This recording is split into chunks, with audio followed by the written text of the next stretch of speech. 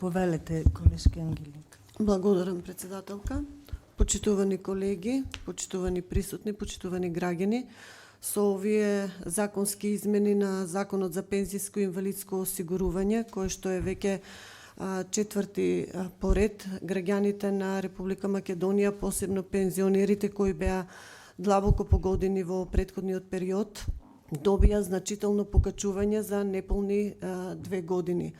Односно, покачувањето се извршуваше досега на 3 пати, 2 пати по 2500 денари, третиот пат 1000 денари, што значи дека со овие законски измени се предвидува четвртото покачување. Со предлог законот за изменување на Законот за пензиско и инвалидско осигурување се предвидува покачување на сите пензија од 1000 денари за сите пензионери кои го оствариле правото на пензија до 28 февруари 2026 година, од 1 март значи да добијат 1000 денари.